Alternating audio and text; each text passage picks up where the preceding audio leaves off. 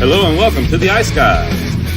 This is the show that takes you into the world of the National Hockey League. Every game, every day, from a betting perspective. With pro sports handicappers, Ian Cameron, Alex B. Smith, and various guests from the world of hockey and sports betting. And now, here's your host, Ian Cameron.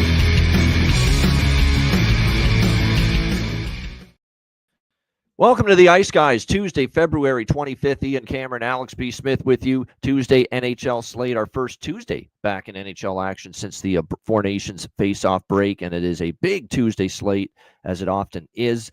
We've got ourselves a big 12-game NHL slate tonight. We'll break that down in just a moment. We're going to be quick about last night because to say San Jose and Winnipeg wasn't the most entertaining game in the world would be an understatement, but you got to give credit to Vitek Vanacek. He played one hell of a game to give San Jose an opportunity last night and had that 1-0 lead hold up quite for a very long time. Of course, nice to cash that. It's now 14 of 18 games this year where the underdog against a minus 400 favorite or higher has scored a goal in the first period, so it was great to cash that with San Jose to score in the first period. Damon Williams, I know, had San Jose money line first period, so really good call with that as well. But Winnipeg found a way. That was like their C- game. There's no question. There, you could tell. I mean, even on their power plays, and they got a bunch of them last night. Passes weren't clicking. Execution just wasn't there. They just didn't really have a very sharp, strong performance. But when you're the Winnipeg Jets and you're facing the San Jose Sharks, you'll often find a way to win in spite, of not playing your best. And that's what we saw. Josh Morrissey with that seeing eye wrist shot through traffic to tie the game in the final minute. And then it was Mark Scheifele with the overtime winner and a 2-1 win for the Winnipeg Jets last night over the San Jose Sharks. That's two really tough losses for San Jose back-to-back on the road because they played hard in Calgary and lost 3-2. And then in the very next night to have that 1-0 lead as long as they did and then lose 2-1 in overtime. Tough pill to swallow for the San Jose Sharks. And then in the second game, Vegas-LA, LA continues their home ice dominance. And man, what a third period from the Los Angeles Kings as they roared past Vegas and get a 5-2 victory in that game. That was a great game for me. Kings in the over. They both cash in for us. Kevin Fiala continues to play red hot, gets the late goal that put it away. And Quentin Byfield, what a game for him. 4 assists last night in the victory for the LA Kings. And Darcy Kemper solid in goal once again for LA. And this home record, bet against the Los Angeles Kings at the crypto barn at your own risk. A phenomenal home record all season long. And they continue their dominance on home ice with that 5-2 win last night against Vegas. Alex, your thoughts on the two games from Monday?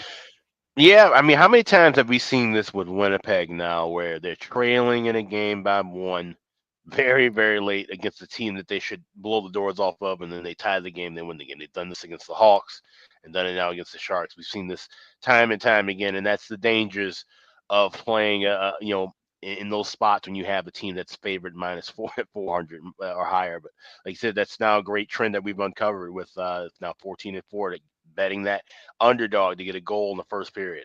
That's something definitely, look into, especially as we get past the trade deadline on the 7th. We'll start seeing those bottom feeder teams who shipped off pieces get worse. The teams will just start to decline, and we'll start seeing some of those inflated prices, especially against those top tier teams and teams trying to make the playoffs. So that's a trend to certainly keep note of moving forward. No question. All right, let's get right into it because it's a huge card for on this Tuesday. We'll begin with Carolina and Montreal. I remember back in the day, this was actually a playoff matchup. I remember between these two teams, Hurricanes and Canadians. I remember it was Cam Ward, playing for the Carolina Hurricanes back then. But right now we've got Carolina around minus 210 road favorites in this game. And the total right now sitting at around 6 pretty much across the board in this one. You've got Carolina coming off the disappointment, I guess you could say, of the loss to the Toronto Maple Leafs. And really it was the first period that buried them in that game. I don't think they could have played much worse than they did in that opening period and certainly had their share of.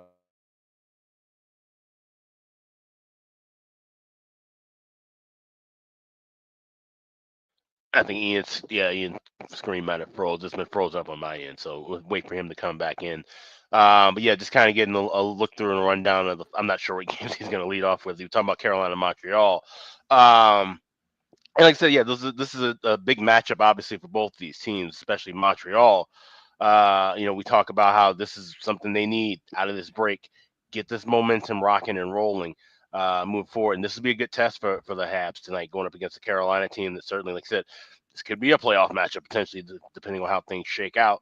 And certainly, like I said, the Canes trying to make a little noise. And, I've been hearing a lot of rumbling too, and then we're going to talk about this game. But what do you think is going to happen with the Canes as far as the Mikko Rantanen situation? Because I'm hearing all kind of stuff of how he might be moved again, or they're trying to get this extension, and now he wants this big money. Well, they offered him a big ass deal, but doesn't mean they're going to take it. He's going to take so it. that's So do you think he gets moved again though? I think that would be kind of crazy to see. Well, now if they see he's hesitating on this excessive deal that apparently the Hurricanes and Tulski and company offered the Rantanen camp, and they see he's dragging his heels on it, maybe that's going to give them an incentive to try to move him again, because they really will fear that they're not going to be able to re-sign him. So that's going to be the interesting thing to monitor with that. But like I said, there's a lot hanging in the weeds right now for the Carolina Hurricanes, and how they treat that situation moving forward is going to be interesting.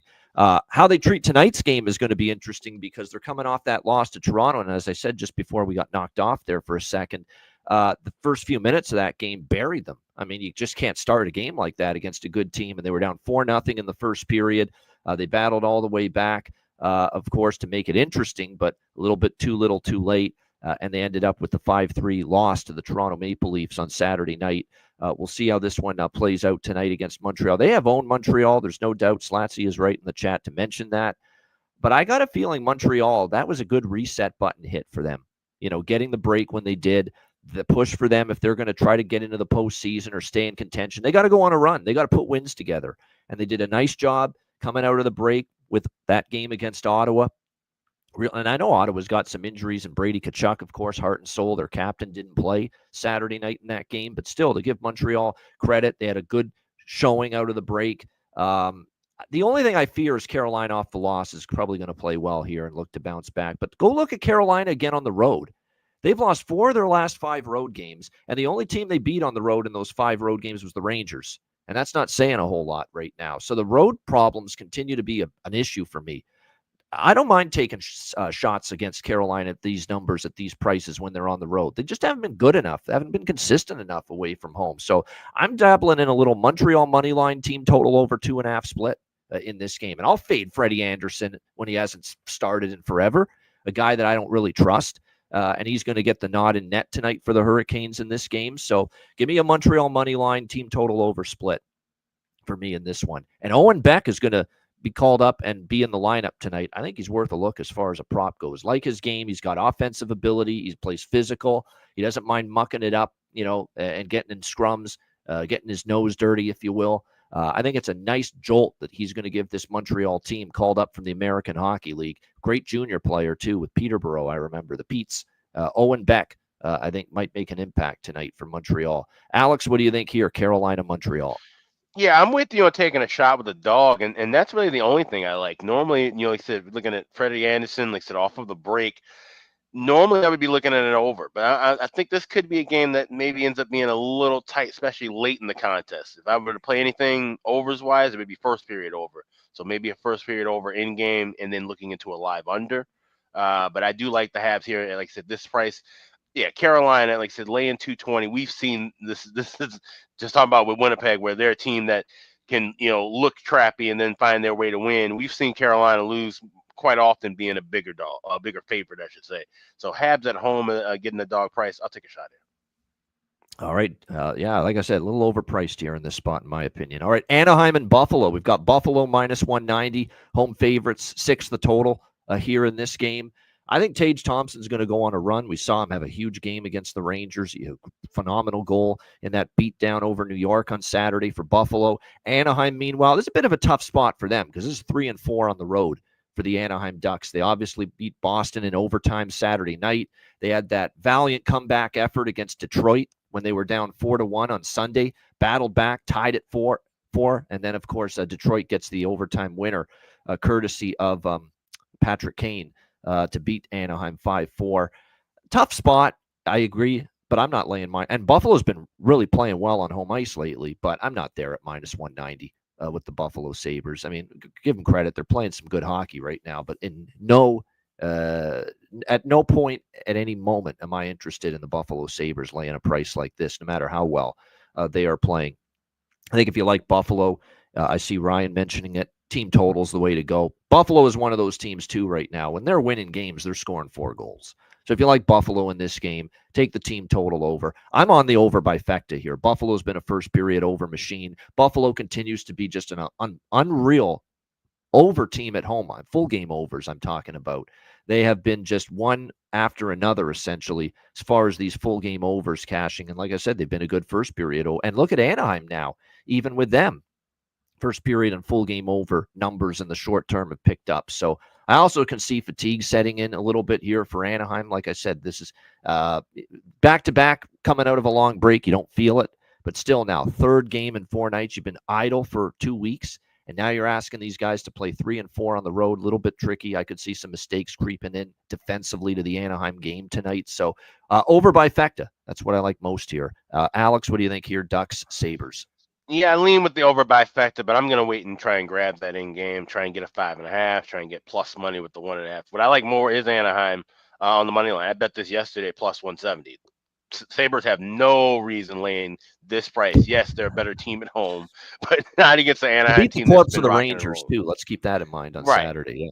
Yeah. Right. So I'm still, this is an inflated price. And I'm also taking a shot at the draw here. You can get plus 340 at Bet Online. Why not take that with an Anaheim team that's gone past regulation 3 straight games? So dog and draw split for me, and I'll be looking for the over by Fecta in game.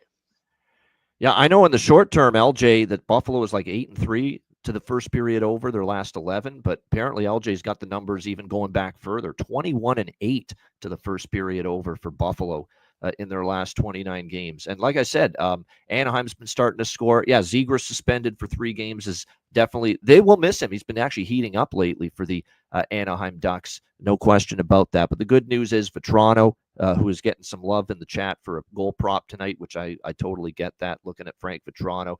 Leo Carlson, a guy that we've been waiting on to maybe get rolling a little bit more. Not that he wasn't playing well before, but I think we're starting to see him, get a little bit more involved offensively, which is good to see. So those are definitely some of the props to look at. Like I say, Tage Thompson, Rasmus Dahlin's all of a sudden becoming involved a lot. There's a lot of defensemen, and I'm going to mention 2 later on that they're defensemen that you almost have to bet right now as far as goal props and certainly point props. We'll mention them later in the show, but Owen Power, an assist machine, good call there. But Rasmus Dahlin, yes, has really been stepping up lately for Buffalo offensively. So keep that in mind. Maybe worth his props, worth a look here tonight as well. Calgary and Washington. We've got the Capitals minus 190, home favorite, 6 the total. I mean, to me, if you're going, the only real, I guess, angle you would have if you're going to fade Washington right now is just that they're going to throw up a dud and a clunker after 2 big wins over the weekend against Edmonton and Pittsburgh back-to-back. And, yeah, there is some concern. They were just such dominant victories, so impressive that maybe now with an out-of-conference team rolling in, that maybe Washington a little sleepy, a little dopey, a little off their game tonight potentially for the Washington Capitals. But I don't know if I trust Calgary. And I know Calgary's got everything to play for right now because they're battling for their playoff lives. I think the effort will be there for them. 1 point behind Vancouver for that final wild card spot. But how do you go against Washington right now? I mean, it's just very difficult. And now you've got also, and this is no slight on him, he's a capable goalie. We've talked about Dan Vladar as a capable goalie, but he's not Dustin Wolf at this point in time for the Calgary Flames. He'll get the start, and you've got obviously the absolutely rolling Logan Thompson in net tonight for the Capitals. And it's been a long time since we've seen Dan Vladar. Who the hell knows how he's going to play here tonight in this game for the Calgary Flames. So I like the Caps team total over 3.5. They're scoring goals right now. We've talked all year that Calgary's defense has been worse on the road than it's been at home. And Calgary's offense has been worse on the road too. So that's what makes this tricky, because Washington is a first period over team now. In 6 straight games have gone over in the first period for the Washington Capitals. I did ride that again tonight. First period over, looking for 7 straight. But my concern is Calgary not being able to help out offensively consistently tonight against this Washington team and with the way, Logan Thompson's played. So first period over for me, and full game over smaller, but more on the first period over. And I'm on the Caps team total over 3.5. That's the bet that I'm on the most here in this game. And by the way, the guy I'm talking about, talking about some defenseman that you got to start betting, Jacob Chikrin, man. Goal prop. Never mind assists, never mind points props. Goal props. He has scored 3 goals in 2 games out of the break. He's a must bet right now. He's jumping into the play. He's feeling his oats. He's got the confidence. He's shooting the puck a ton. He's got confidence with his shot now because he's seeing the puck go in as well. So, I mean, Jacob Chikrin's a guy you got to start betting. Simple as that with goal props right now. He's firing the puck from the blue line, playing with extreme confidence, and you see it. He has been just a phenomenal pickup here for this Washington Capitals team, and a big reason why they're having this great season atop the NHL standings at the moment. Alex, what do you think here? Calgary, Washington. Yeah, so I have first period over 1.5. I got -122 at FanDuel, and I do have Caps team total over 3.5, -115. Like I said, with Vladar in net, and he's been a shell of himself. On top of the fact, like I said, not even close to where Wolf's numbers are. So he's a bit shaky. Like I said, Flames definitely, if they can upgrade and get a better backup than Vladar, they should do that sooner than later. But definitely liking goals here from Washington. Liking goals early in the contest. I want to take the draw because both teams need points cross conference, not in each other's way. But something tells me that this could be a spot, like I said, with the way Washington's playing right now, they could just kind of turn on the afterburners and blow them out. So just going first period over and Caps team total over. There you go, Caps style. Jonathan likes Calgary team total over in this one. Yeah, they did. You know what? Yeah. They did give up 3 to Edmonton. They gave up 3 to Pittsburgh. So all you need is 3 out of Calgary. That's true. There's definitely truth to that. Yeah, Jacob Chikrin props. I would say for Calgary, like I said, Matt Coronado, Kadri's been playing really well lately for the Calgary Flames. It seems like he's been a point machine lately, whether it's scoring a goal, whether it's getting an assist. Nazem Kadri has certainly been good. Uyghur's on an assist streak right now for the Calgary Flames. So no surprise to see if that continues. Like I said, Calgary is got Vancouver and Vancouver Canucks fans sweating right now, obviously, with the way things are going at the moment. All right, next up, we've got Dallas and Columbus. This is a nice little game here. Obviously, we know Dallas, one of the best teams in the NHL, legit cup contenders. But Columbus, man, this one of the surprises of the season, without a doubt, and how awesome they've been at home at Nationwide Arena will not be an easy feat for this Dallas team tonight. Dallas -190, road favorites, 6 the total. Jake Ottinger and Elvis Merzlikins, who was talking about some sort of anal penetration after the game the other night. But that's another story with the goalpost. That was that was a little strange to hear that quote from him, but pretty funny. He should have just said I collided with the goalpost. He was saying I got the post between my cheeks, and that was pretty funny stuff. But nevertheless, you've got Merzlikins playing some really good hockey right now for the Columbus Blue Jackets. 5-1 victory over the Chicago Blackhawks. Keep in mind, Merzlikins was playing very, very well before the Four Nations break. Extremely solid in between the pipes for this Jackets team. Like I said, I think this is one of the best stretches of hockey he's played. Dallas has been great off the break. You got to give Peter DeBoer and the team credit. You know, they go to New Jersey, get a nice road win. They beat the Islanders right after that, 4-3. It should be a really good game. Unfortunately, the injuries are mounting on the blue line, already without Miro Heiskanen, the Dallas Stars, and Leon Bischel victimized on that hit by Casey Cizikas the other night that is going to keep him out of the lineup for at least this game tonight. So a little depleted on that back end.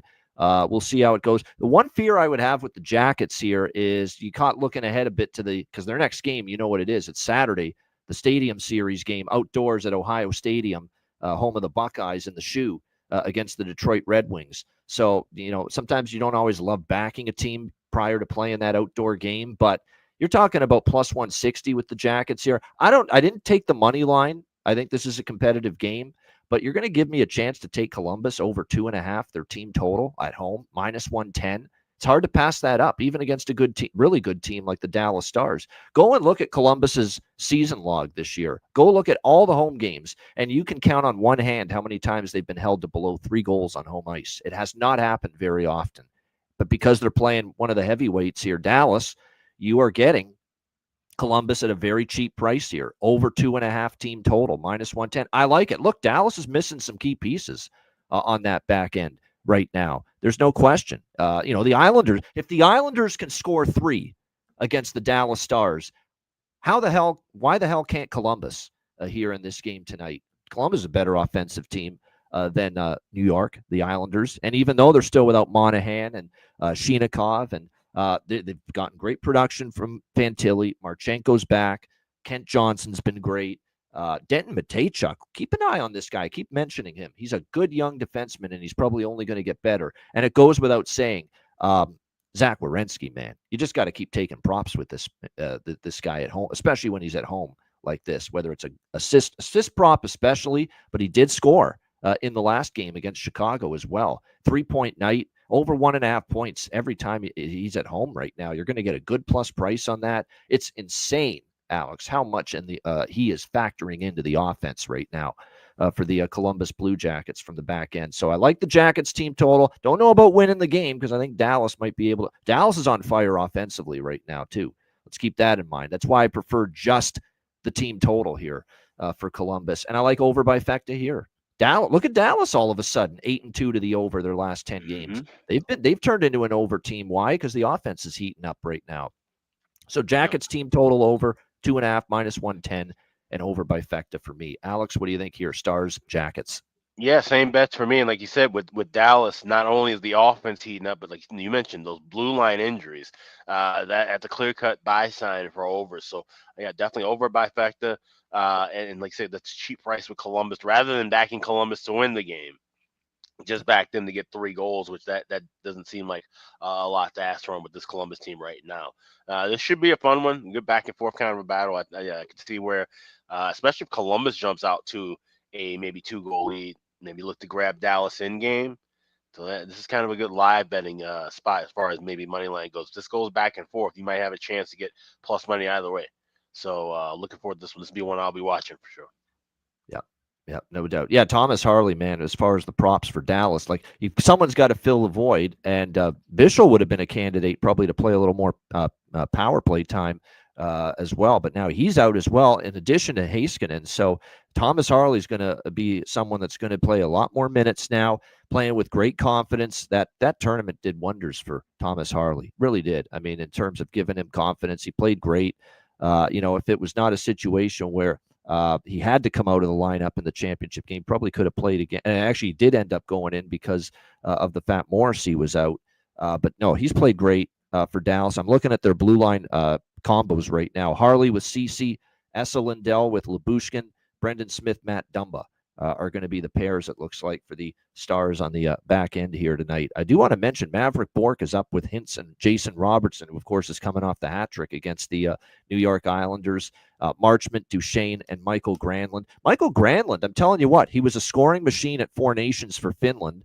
I know it hasn't translated yet to the Dallas Stars, but I think he's going to score sooner rather than later for them, especially if he's going to get put up there on the top line for the Stars. So I don't mind taking a shot here with Michael Granlund here tonight, maybe to find the back of the net. And I knew Jonathan would have the numbers for me as soon as I mentioned it, how the Jackets have scored 3 goals or more in the majority of home games. How about 23 of their 28 home games? The Jackets have scored at least 3 goals. That's why when I saw over 2.5 minus 110, I know it's a great Dallas team. I get it. It's a great team. Maybe they do shut them down and hold them to below 3, but we're not going to get over 2.5 with Columbus, their team total on this home ice very often. Got to bet it. Toronto and Boston. We've got Toronto minus 150 road favorites, 5.5 the total in this game. I laid a better price than this with Toronto. It's at the point now where it's a little bit too high for my liking, minus 150. I think when I took it, it was closer to minus 130, minus 135 with Toronto. But I do like them here to beat Boston. They finally, I think, figured out how to beat this Bruins team. And really, I don't like what I'm seeing from the Bruins, and I don't love their blue line at all, minus Lindholm still, and obviously minus Charlie McAvoy, and it's devastating, obviously, for Boston to hear that his season is over. And you got to wonder where things go from here for this Bruins team. Not to mention now a team that, offensively it comes and goes for them. And now they got to face, obviously, Anthony Stolarz, who has looked pretty damn good in just a couple of starts since he returned from injury for the Toronto Maple Leafs. So Stolarz and Swayman, the matchup here. like I said, I don't like what I'm seeing from the Bruins back end now. With obviously you already missed Lindholm, but McAvoy is just that piece that's very difficult to replace him. Who's going to fill those minutes becomes a grave concern. Obviously, when you go from Zadorov is not playing the kind of season right now where I trust him as far as a top pair role with Brandon Carlo right now. You've got Lowry with Peak. You got Parker Wotherspoon, and it looks like Callahan, another Callahan. Michael Callahan is going to be the third pair on that third pair for the Bruins on the blue line right now. Toronto, back-to-back wins coming out of the break against Carolina and Chicago. We'll see if they can keep it rolling. You know what's good is for the Leafs is outside of Dewar, Yarncroke, who's been out all year, and Pacioretty, who's been out for a while now. This is as healthy as they've been in a long time. You know, they had Tavares out for a bit. They had Matthew Nyes out for a bit. Matthews has missed time this year, but they've got everybody healthy and raring to go right now. So not an easy team to beat, and I'm not convinced this Boston team in their current form is capable of it. So I took Toronto, and it was minus 135. Still lean that way, but it is getting a little pricey at minus 150. Nothing on the total, because believe it or not, Leafs and Bruins, especially in Boston, there's been more unders than overs with these two teams. It's not like Boston's lighting it up. Boston's not a team I'm looking at. And by the way, if you look at Boston the last 2 weeks under Joe Sacco, Alex, they're really trying to play a neutral zone lock, trap it up type of game, because they know that's their only chance in hell right now of hanging in these games. So they're playing an under style. We'll see if that continues here tonight. Alex, what do you think, Leafs, Bruins? Yeah, I took a shot here with Leafs regulation plus 105. And I know usually this is a series where we often look at the draw, but like I said, the way that, Boston's form right now, I don't see them hanging around with the Leafs. I can see this one maybe being close early, but the Leafs could pull away from this one. So maybe also a little bit of a live look as well, especially if Boston has a lead. But I'm taking a pregame shot here. Leafs in regulation plus $1.05 was available at FanDuel. Yeah, I would say as far as goal props, Pontus Holmberg heating up, believe it or not. And they've got him up there with Tavares and Nylander now. So maybe a little value with Pontus Holmberg for Toronto. Me and Bobby McMahon and Domi and Robertson, they had one of those games again against Chicago on Sunday where they were just, everything they did was phenomenal. So maybe don't sleep on them. McMahon, Domi, and Nick Robertson really has a chance to be a good line for them. But they only have these games every now and then. They'll have a big game. You won't hear from them for 4 games, and then bam, they'll have a big game again. That's kind of what it's been from them. Matthew Nyes with good success against Jeremy Swayman, who's in net, of course, tonight for Boston, says Jonathan. So keep an eye on that. Matthew Nyes with good shooting success, scoring success against the Bruins netminder. So keep an eye on that. So that is definitely a prop maybe to mention for Boston. It's hard because they're not exactly filling it up now as far as the goal scoring right now is concerned. But I would say, believe it or not, Lindholm has even started to score a couple of times here for Boston. But the one I always go to is Morgan Geekie on the top line. He has been actually a pretty good catalyst lately for Boston and continues to play on the top line for them. All right, Pittsburgh, Philadelphia, Keystone State rivalry matchup. Philadelphia minus 125 home favorites, 5.5 the total in this game. Nedeljkovic and Ersson already confirmed as the goaltenders in this game. Now there's been a market move in the last 2 hours to Pittsburgh, because this was minus 135.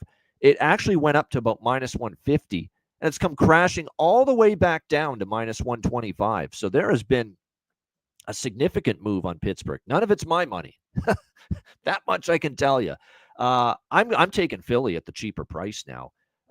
Pittsburgh, it's funny. I see the report today, and we knew this all along. We've been hearing it for several days, if not a couple weeks now, that Kyle Dubas wants to trade Erik Karlsson and would trade him in a heartbeat. You know what the fucking problem is? There's no teams that would trade for Erik Karlsson in a heartbeat. That's the issue at that number, at that cap hit. That's the problem. And that's the problem he's going to continue to have, peddling Erik Karlsson in any sort of trade right now. So I like Philly at this deflated price. I think they actually should be closer to minus 140 or 45 in this game instead of minus 125. Hell, you can get minus 116 at some spots here with Philadelphia in this game. They had a great first game out of the break, taking it to the Edmonton Oilers. And I know Edmonton hasn't played great coming out of the break, but nevertheless, that was a good win for Philadelphia. 11-3 as a favorite, as Jonathan mentioned. So when they're favored, and it hasn't happened often this year for Philadelphia, They usually win those games. I think they're the better team right now. Erson's back in net, and he's better than the stiffs known as Fedotov and Kolosov. He's their best option they've got in net. And I actually thought he's played pretty solid here. The Edmonton game, he was solid, and I thought he was very good when he played for Sweden against Team USA last Monday in the Four Nations. I thought that was one of Samuel Erson's better performances in quite some time. So big goalie edge, especially if it's the Nedeljkovic we saw against Washington. Holy shit, he was terrible in that game. Now, he is a prideful goalie and a guy that's capable. He'll be looking to bounce back after getting yanked, but I still think Erson and the Flyers is the way to go here. Alex, what do you think here? Pittsburgh and Philly.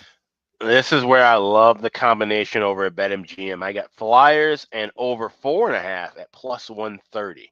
Like I said, with these two goalies and Erson, yes, he's looked better. Wonder if he, like I said, builds up some confidence from his Four Nations appearance, but he still is a shaky guy and is susceptible to giving up a soft goal or two. So when you add him and the Nedeljkovic, who's just, my God, I mean, just some of the softest goals we've seen him give up, and we've seen him give up a lot of soft goals in his career, right? From Carolina, he's also had some dandy performances, but that was one of the worst. Yes, but that was just brutal, and then not being focused with the back-to-back goals where he ends up getting pulled in that last start. It just, and that's been a common thing. It just seems like he just kind of loses his focus at times. So now, you got the trade, talk swirling about.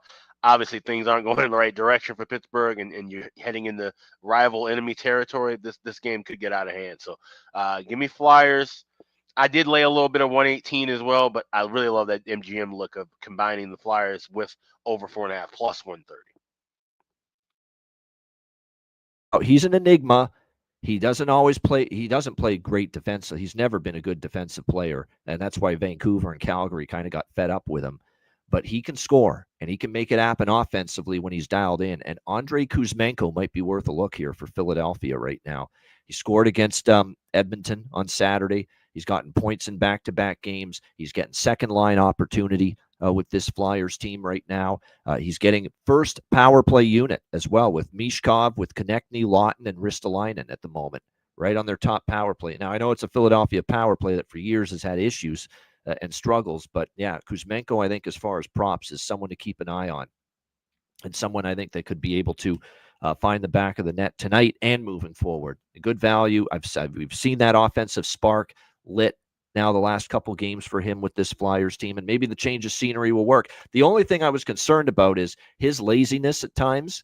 That's not exactly a thing that fits well with a guy like John Tortorella. That was my biggest worry about Kuzmenko. Like, if he's going to be dragging ass, it's going to be a collision of heads here between him and Torts. Torts doesn't put up with that nonsense. So from that standpoint, that's why I was concerned whether this Andrei Kuzmenko dynamic was going to work out here with the Philadelphia Flyers. But definitely keep that in mind that he's looked good here the last couple of games. Tomasino and Raquel, I get it. They're all good looks as well. I can't argue with that. Michael, by the way, about Michael Bunting, Jonathan saying Bunting with 2 goals in 2 games versus Erson and at plus 390 to score tonight. Bunting had a million chances the last couple of games, whether it was the Ranger game or the Capitals game. He's been all around it. So maybe it's time for him to maybe find one because he certainly had his chances and in his office right in front of the net, which is typically where you'll find Michael Bunting. So maybe one of these chances he's had is finally going to go in. All right, Edmonton and Tampa Bay. As the Oilers look to bounce back from a hideous first 2 games coming out of the break. Even money, both sides, minus 110, 6.5 the total. Hideous defensively, I mean. Obviously, when you give up the amount of goals they did in their first 2 games to Philly and Washington coming out of the break, you're going to look to rectify that, and we'll see if they're able to in this game. 6 allowed to Philly, 7 allowed to Washington in the 2 games. It kind of feels like a nice little spot, though, for Edmonton to have those 2 games. They were bad. Everybody knows it. But people thinking this might continue. Now you've had a couple days. You got some practice time. Finally, be able to get a little bit of practice time in for the Oilers to try to fix some of these things that are not working right now, especially defensively. But I would expect them to have a pretty strong effort tonight. Keep in mind, in the Washington game, they got the first goal. They came out strong, but then Washington tied it. Edmonton had chances to make it 2-0, and it was never the same after that. And then actually, Edmonton got it to 2-2. And again, it looked like, whoa, Edmonton's got momentum. They're taking it to Washington when it was 2-2. And then 3-2, 4-2, 5-2, bang, bang, bang like that. And that was all she wrote. And it just completely crippled the Edmonton push that they were putting on. No question about that. I took a small shot with the Oilers here at -110. I think it's a nice buy low opportunity coming off those stinkers against the Flyers and the Capitals over the weekend. I think they play a strong game tonight, Edmonton. Doesn't mean they will win because you're talking about the Tampa Bay Lightning in Tampa, this good home record of theirs. But I think in this spot, I'm okay taking a shot with Edmonton -110. But you guys know what I like even more than that.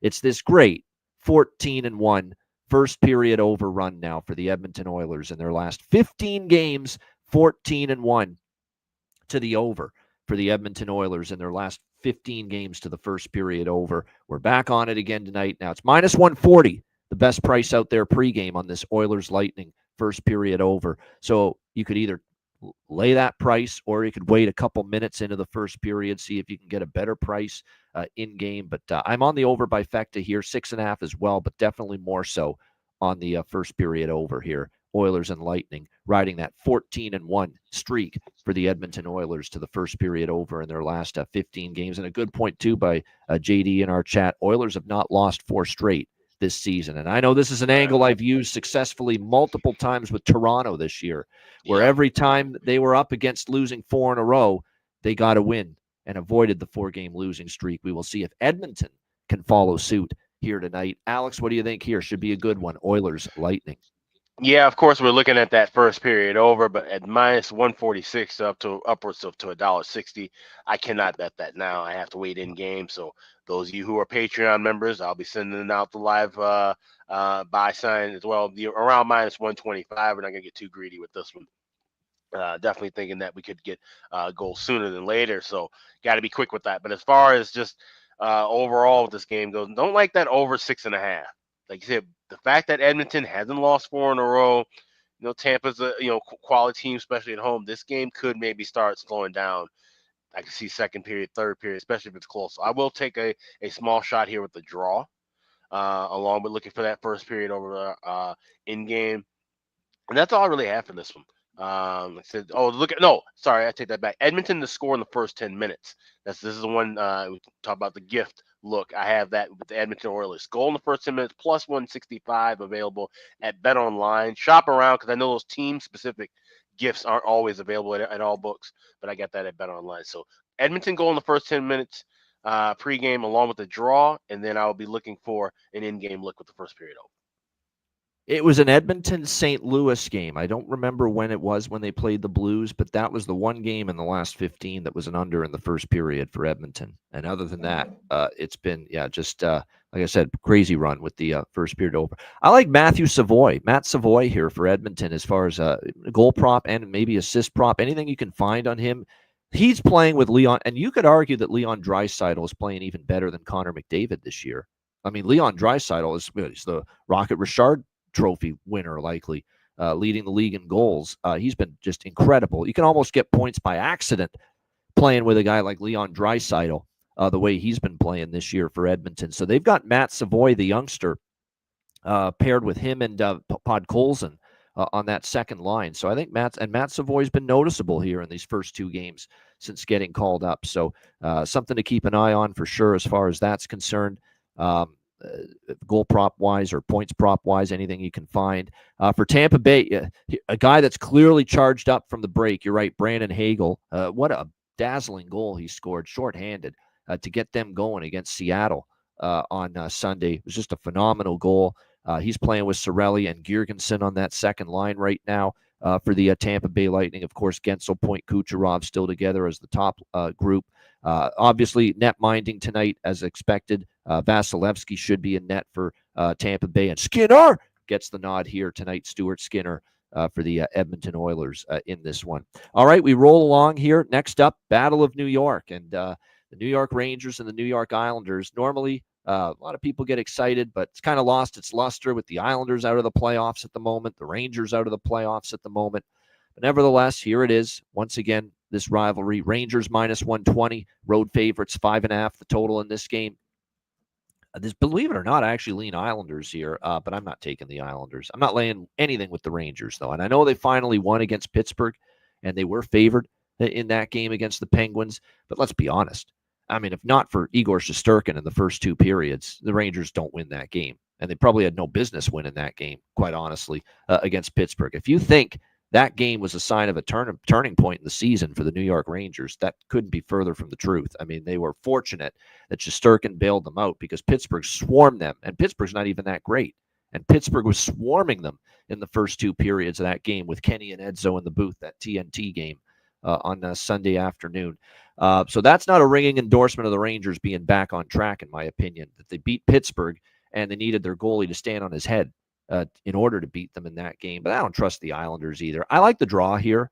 This is my first draw bet on the card. Wouldn't shock me. I don't know if either team's good enough to pull away from the other. And I have a small, no first period over, because neither team has really been fully trending first period over that great. But go and look at Rangers Islanders full game over series history. It's been strong overs, and they've all been 5.5, and the majority of them have gone over. And it's not like I trust the Rangers defense right now. It's not, and Shesterkin was great, but my goodness, how many 10-bell saves, how many, 5-star chances did he have to stop? A-plus scoring chances did he have to stop in that game against Pittsburgh? So if they keep giving up that kind of quality, even a team like the Islanders could be able to find the back of the net. Meanwhile, the Islanders should have Sorokin in net tonight for this game against the Rangers and Shesterkin. So it's the battle of the Russians. But the series history, other than one recent meeting, most of them have gone over when it's been 5.5. So I do have a little bet over 5.5. And like I said, I'm going to take a shot with the draw here in this one. Keep an eye on this. Nick Earl, the Islanders fan, friend of the show in our group chat as well, pointed this out, that there is a chance that Noah Dobson, if not back tonight, could be back soon. Won't be back tonight. They're going to wait another day. But certainly someone that's going to help the Islanders power play, help start the rush up the ice, just be that puck mover, that transporter that this team is needing badly. Won't play tonight, but Noah Dobson for the New York Islanders is nearing a return from injury. Of course, they're still without Matt Barzal, Mike Riley as well. Looks like Chris Kreider still day-to-day for the New York Rangers. So Peter Laviolette will continue along with Panarin, Miller, Zibanejad, Cooley, Trocheck, and Lafreniere as his top six. I think Will Cooley continues to be the one Ranger I'd be interested betting props with right now. Or Miller for that matter, because Miller plays his ass off every night. But those two guys, not everybody brings it every night, Alex, for the Rangers, but JT Miller does, and I love the effort I see from Will Cooley most nights as well for them. Yeah. Alex, what do you think here, Rangers, Islanders? Yeah, with being a busy card, I just took one kind of look here with the draw. I grabbed plus 315, and I sprinkled a little bit smaller on correct score 3-3 at 12-1. That's over at FanDuel. So just playing those really, really small. I could see this one being kind of a back and forth battle, and then kind of come to a halt late. So 3-3, and that means you also cashing the over there as well. So those are the only looks I have in this one. Nothing on the sides. There are actually a couple of Islander props I'm interested in. Holmstrom on the second line with Nelson and Palmieri, and I'm waiting for Duclair to get on a roll. He finally scored, Duclair against Dallas on Sunday. And you know what he's like. He's a streaky bastard, this guy. So when he scores one, a lot of times a bunch of them will follow. So I'm going to buy in on that Anthony Duclair, the Duke, starts to go on a little bit of an offensive heater for the New York Islanders, because he scores in bunches, and that goal against Dallas snapped a pretty long goal drought for him. So Duclair maybe someone to get some confidence back. Sometimes, like we say with the offensive goal scorers, you just need to see one go in, and then oftentimes the floodgates tend to open after that. All right, Florida and Nashville. We've got Florida minus 150 road favorites, 5.5 the total here in this game. Matthew Tkachuk, Paul Maurice on the Joe Rose Miami Sports Talk Radio morning show yesterday or 2 days ago, whatever it was, said Matthew Tkachuk's going to be out for a while. He's going to be out for a long time, but his season's not over yet.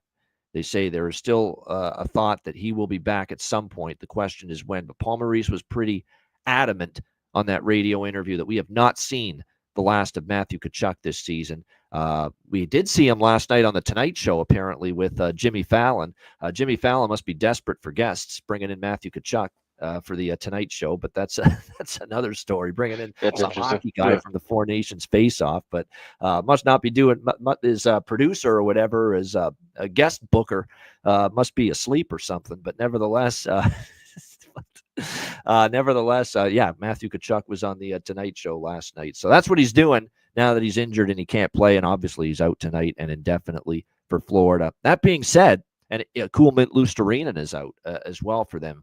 But other than that, everyone else pretty healthy for the most part. There was thought maybe Reinhart or Bennett would be rested on Saturday when they played Seattle. That didn't happen. Yet they still ended up losing to the Seattle Kraken on Saturday, 2-1. They're off a loss. I would expect them to play a lot better tonight. And they certainly have a team they can beat in the Nashville Predators coming into town, who, of course, took advantage of, the layoff, and maybe that sparked them a bit against Colorado. And Colorado hasn't been scoring or clicking offensively in 2 games since the break. Nashville was able to take advantage of that. But then they met their demise on Sunday against New Jersey. They got shut out 5-0. And Nashville is in the system play. And it's been a while since we've had a system play, believe it or not, here in the NHL. It's been a while since a team's been shut out. So, and I am a little bit more cautious with the system play coming out of the break. This is that time of year when the points become more important. But we're still going to play it. It's still an overwhelmingly strong and profitable record with both the first period over and the full game over for teams after a shutout loss this season. We're not going to abandon ship on it, but my plan is, starting tonight and moving forward, unless the results are off the charts, my plan is to go a little lower units with the system play moving forward. So I am on the system play here, which is first period over, full game over by Facta. But again, going a little smaller coming out of the break, because I am worried the break maybe it just knocks this off kilter a little bit as well with the system play. And I laid a little bit better price with Florida than what's out there right now, but I did take Florida minus 145. It's gone up a little bit to 50, 55 range, but I think it's a Panthers bounce back, even in Nashville. It's not like Nashville's got any sort of strong home ice advantage this year, has played particularly well on home ice. Hell, they just got blanked at home by New Jersey. So Florida for me in a bounce back spot. And I also like the over by Facta here. System play, Nashville off the shutout loss. Alex, what do you think here? Panthers, Preds.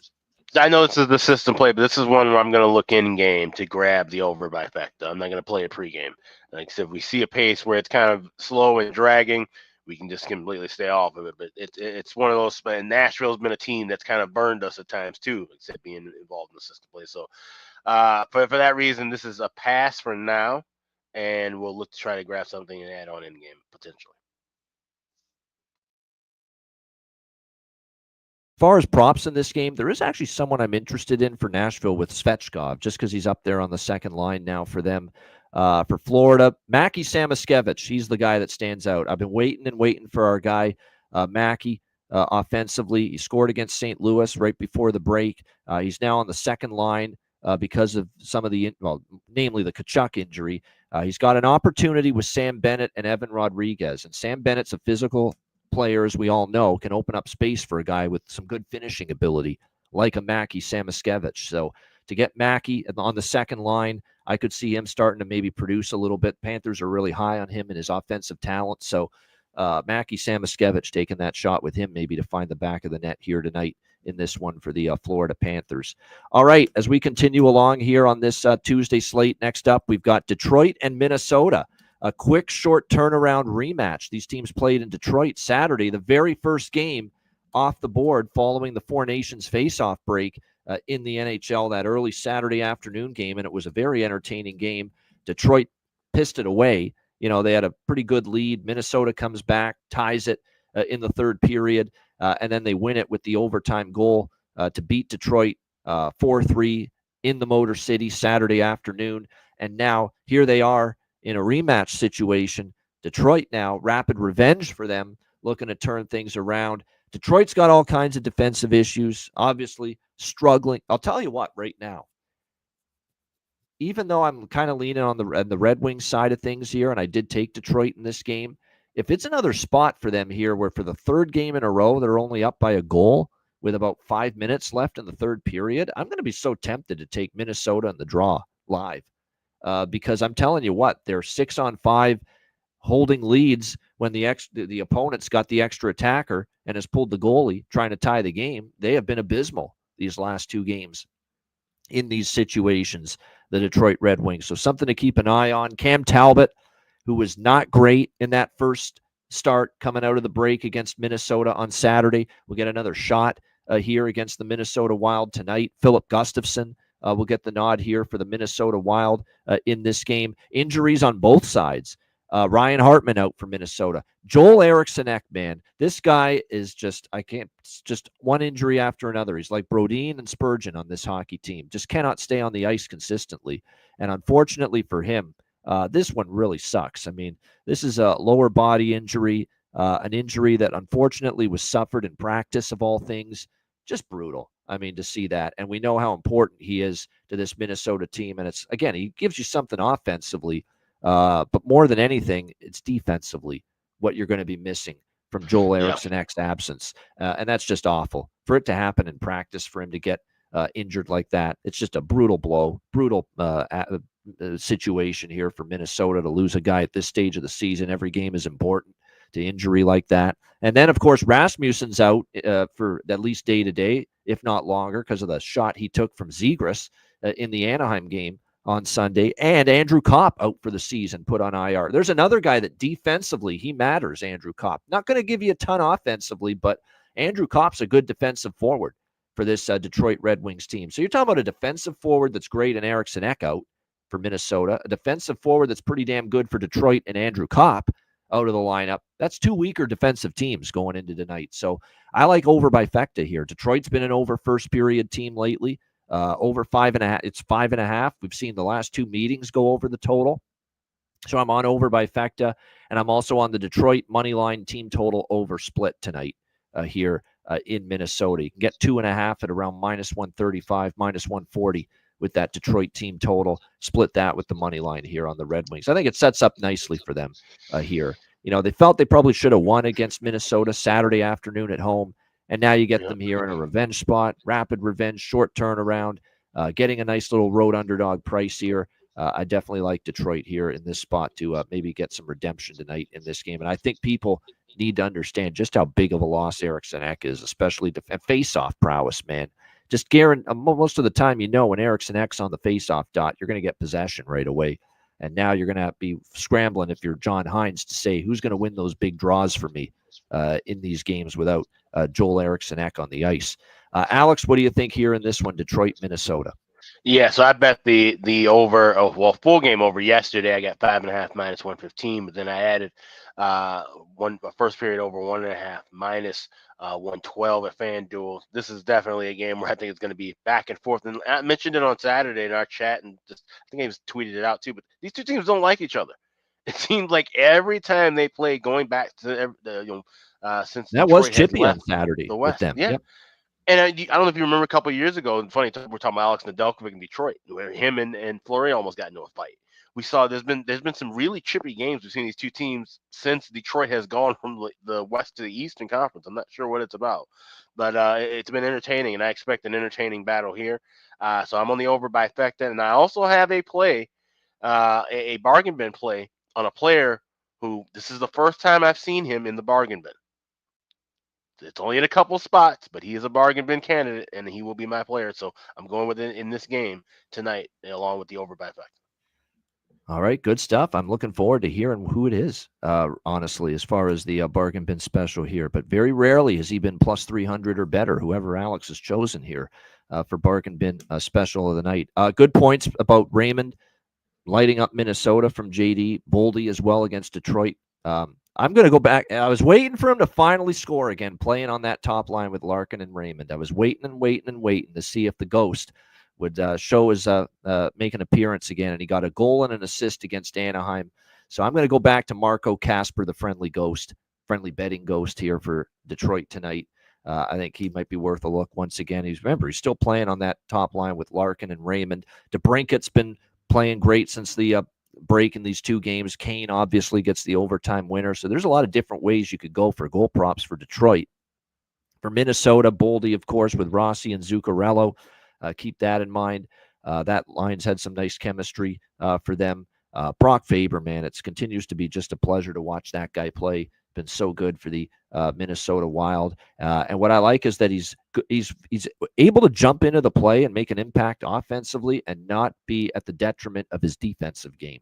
That's already something at such a young age that Brock Faber has really become good at. And that's not an easy skill to master for a very young defenseman in the NHL. All right, we've got just 2 games left on this Tuesday card. Next up, we've got Seattle and St. Louis.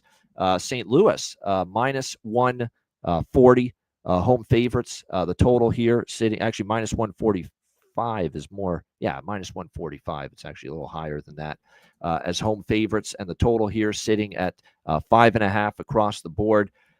This is the one game tonight where I don't have a whole lot on, quite honestly. I initially looked at it and said, if Seattle's going to try to get back into the hunt, which I don't think they can, but, they've got to put wins together.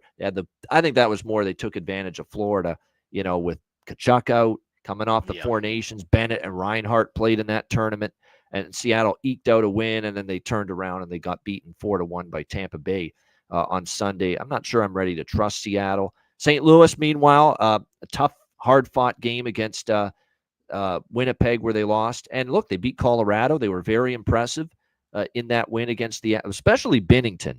The reason I lost with Colorado in that game is because I thought Binnington would have a bit of a hangover from the Big Four Nations tournament. And maybe he'd go back to mediocre Jordan Binnington. He was not.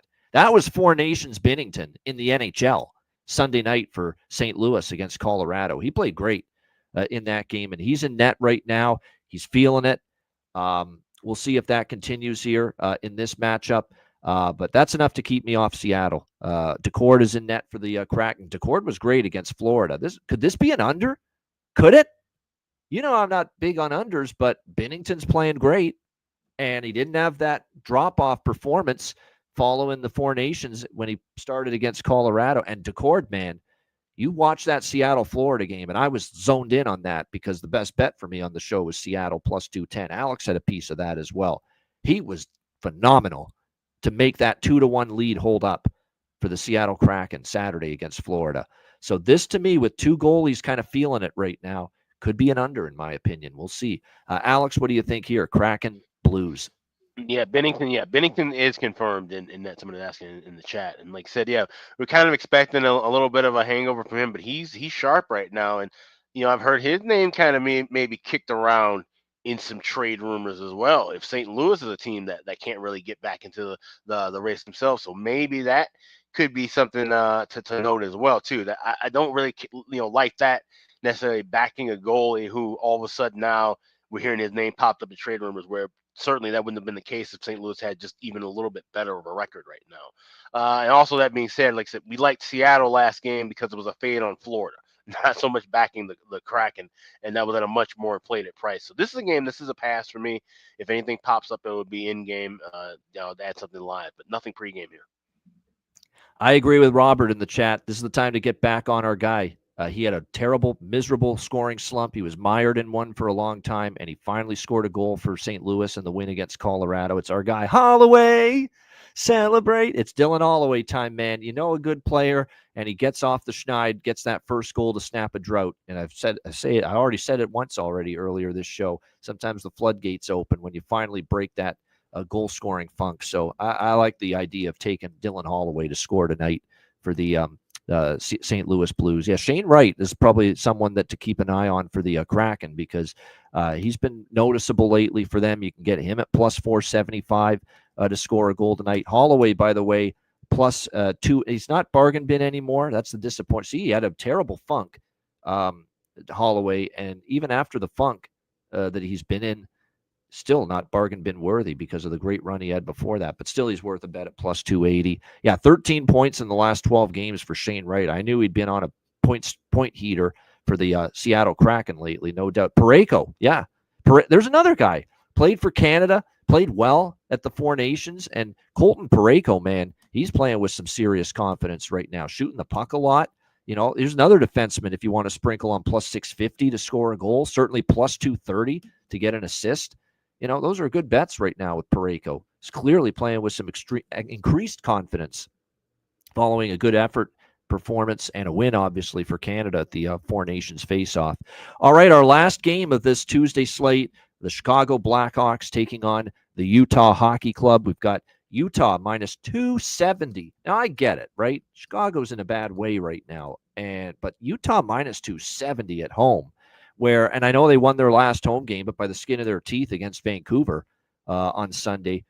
With that home record, there's not a chance in hell that I'm laying minus 270 or endorsing Utah at this kind of price. 6 the total in this game. I'm off it sidewise. I mean, I'm not really in a rush to bet Chicago here either with the way they've been playing. I would say take Chicago first period if you like Chicago in any form. This has been a pattern with the Blackhawks lately. Show up early, play hard early, maybe take the opponent by surprise early, and then fade, as the game goes on. This has been the Chicago way, the last, I would say, couple of weeks. So this pattern has taken place. So we're at a fork in the road here with the Chicago first period overs. They have lost 2 in a row for the first time during this incredible run. 2 straight Chicago games have stayed under in the first period. Now it is still 19-5 in the last 24 games, the first period over, but it went from 19-3, where it had never lost two in a row, to all of a sudden it has lost 2 in a row since the Four Nations break. Chicago-Columbus stayed under in the first period Saturday night. Chicago-Toronto stayed under first period on Sunday night. So we're at a crossroads here, and the way I'm going about it is I will bet it one more time. Chicago-Utah first period over tonight, but if it loses again tonight, we say thanks for the run. It won't be one of these deals where we're riding it every single game if it loses for a third straight time tonight. That's where I'm at with the Chicago first period over. So we'll take it one more time tonight. First period over, 1.5, minus 128, minus 130 is the best price out there right now with that. So that's the way there you go. To Ian's point about Chicago first period, they have led after 20 in 3 of their last 4. So there you go. Yeah, first periods have been fine. It's everything after the first period that's been the issue lately for the Chicago Blackhawks. So yeah, first period over. I don't even hate maybe Chicago first period based on the way they've started games, but I'll probably stay off that because I think Utah's trying to get on a bit of a run here. They haven't given up on the playoffs. Not going to be easy for them to get in, but I know they're trying to, and they did actually start to play a little bit better before the Four Nations break as well, Utah, with some of their recent play. So for me, pregame, the only thing I've got here is first period over, and I do have a few props in this game that are of interest to me as well for the Blackhawks and for Utah. As far as goaltending, Karel Vejmelka for Utah tonight confirmed in net. It should be Arvid Soderblom for Chicago, but it hasn't been confirmed as of yet. Alex, what do you think here? Final game, Chicago, Utah. Yeah, you mentioned it. This is kind of maybe potentially the end of the road for the streak with the first period over. And we mentioned that, changes are going to be coming with the Hawks. There's going to be trades, and we're going to see guys moved around in the lineup for the next few games. So that might create some disarray to where this may not, sustain much longer. But I laid $1.24 with it last night. Now I'm seeing it up to 136 at FanDuel, 140. So any price of that, I would say wait for it to come back down a little bit in game. I did take a sprinkle, like mentioning with the Hawks leading after 20. You can get Hawks to score a goal in the first period, minus 115 at FanDuel. So I added that as well. This is a smaller bet, but I'm playing that along with the first period over there. And if we do see that, come to fruition, we see a 1-0 Hawks lead, and it's a reasonable price, maybe grab Utah regulation in game to try and come back. So that's the way I'm kind of setting this up as far as that goes. So pregame, first period over 1.5, along with Hawks to score a goal in the first period, minus 115.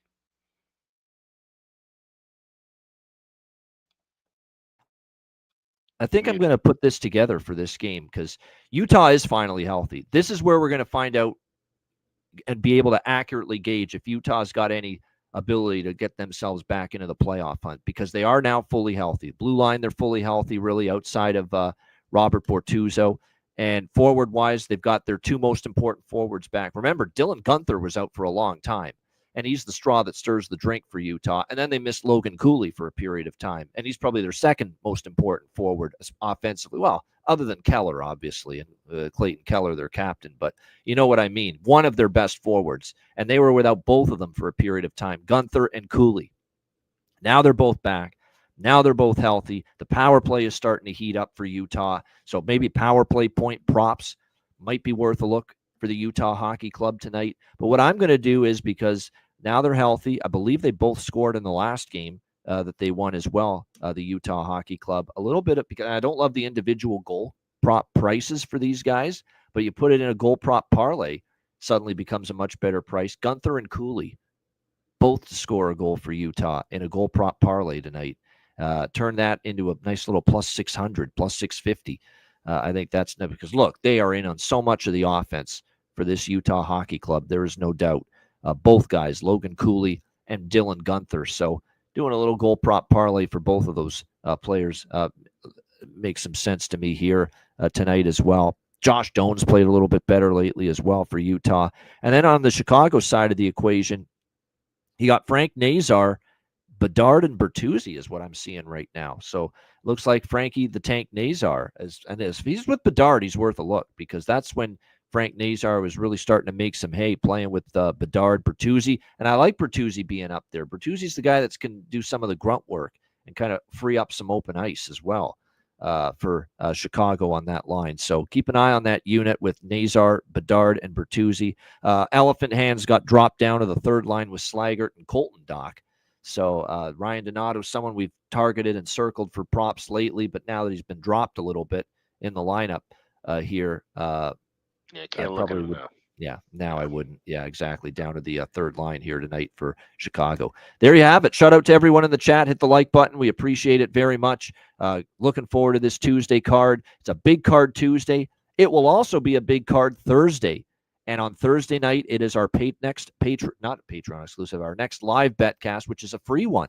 It's free for all. It's open to everybody. This Thursday, February 27th, 7 p.m. Eastern. Make sure you join us for our first live betcast post-break. Looking forward to it. Live betting, commentary. Bring your favorite beverage with you.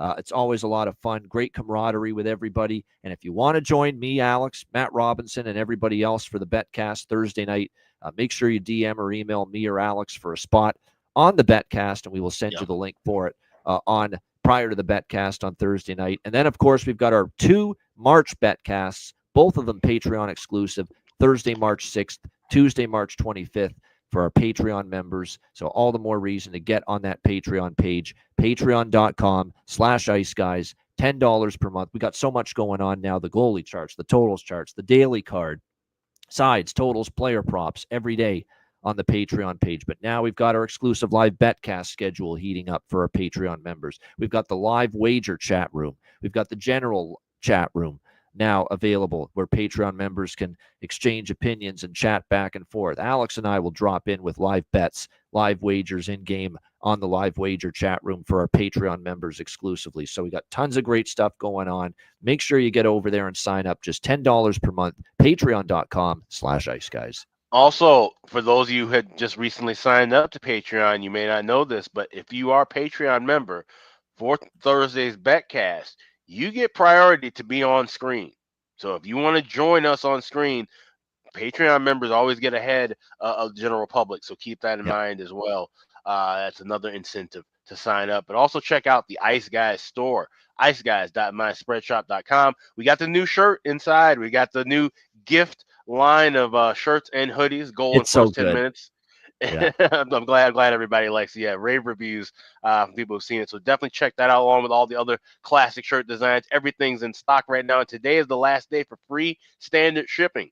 It expires at midnight Eastern, 11 o'clock Central. Free standard shipping. Just click on the redeem button at the homepage, add everything to your cart, and that will be available at checkout. And that's available until midnight Eastern at iceguys.myspreadshop.com. There you go. Make sure you check that out again. iceguys.myspreadshop.com. 99% of the world and the general public think of gift as one thing, but we think of it as something else here on the Ice Guys show. Just a general gist of what the new merch is all about. Good stuff there. All right, we got Bargain Bin Special of the night and best bets coming up in just a moment, right after we hear from our great Ice Guys sponsors.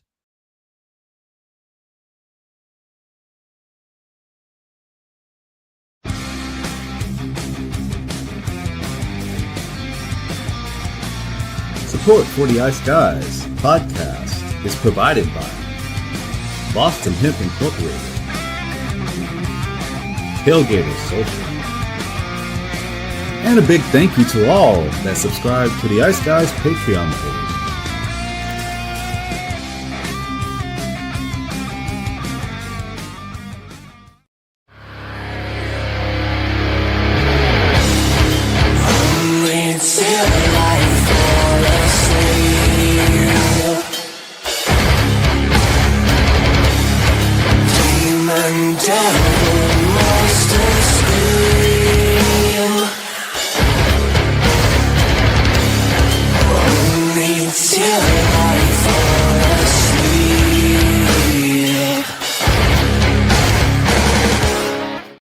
Everyone loves a perfect pair. Bacon and eggs. Thunder and lightning. Mario and Luigi. A hot dog with fries. Ian and Alex B.